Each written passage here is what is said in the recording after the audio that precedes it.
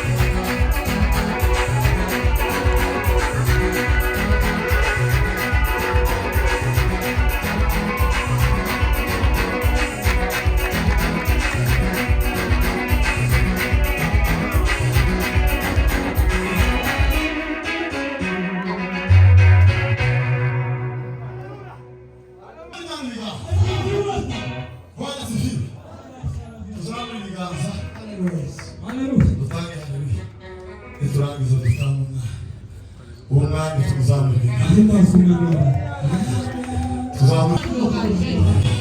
Ride na fogo.